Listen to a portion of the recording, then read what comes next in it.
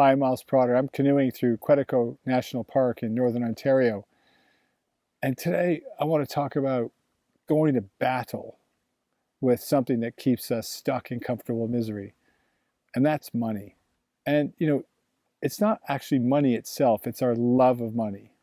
As Jesus said in the Bible, right? It's the love of money that's the root of all evil.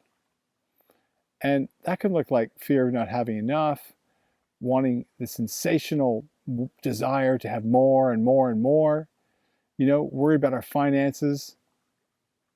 It doesn't matter. So when money becomes like that, it's like something we worship. It's like an idol that we bow down before, And we can love money more than ourselves, our relationships, our souls. When I was a teenager, my dad was really struggling with money. He had this business that the banks shut down.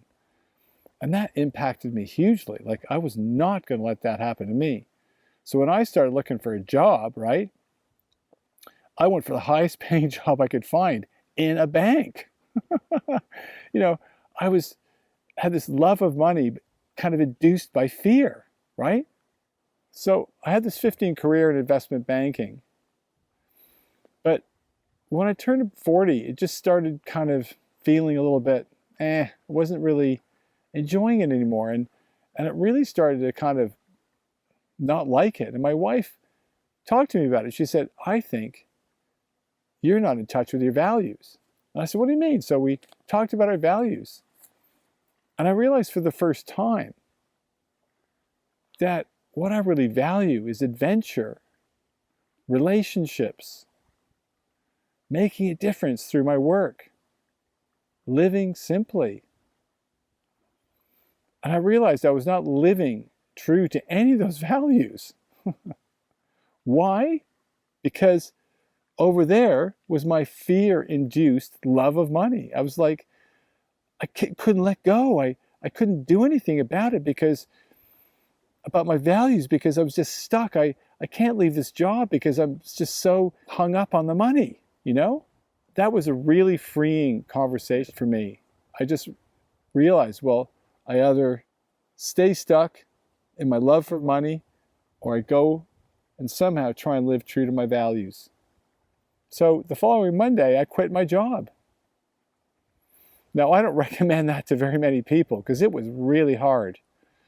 The following 3 years were tough trying to figure out what to do. But you know what? I don't regret it one single bit, because it started me on this journey of living true to my values. And I went to battle with money, and my values won out. See, the problem with comfortable misery is you're stuck and you need something to get you unstuck. We have to be willing to take risks with our money. And that can include maybe taking another job on lower pay, but that's more satisfying. Moving sideways in the organization. Or just simply not working so hard and getting involved in something that really means something to you. In any case, you've just got to deal with that kind of love for money, that somehow it's just not going to be enough. Other people I know are stuck in their jobs because they feel they've got to keep earning money because it's how they think their kids and their partners are going to love them. They keep buying them stuff. This one guy said, I'm just this walking ATM. But it's never enough. And that's comfortable misery as well, just working hard just to stand still, to feed the machine of consumerism within our families. So I hope this has been helpful. I know it's not easy with money. I know a lot of us really struggle with not being able to pay the bills.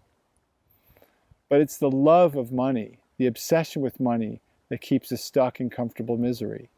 And that's the thing I think that's really important to recognize.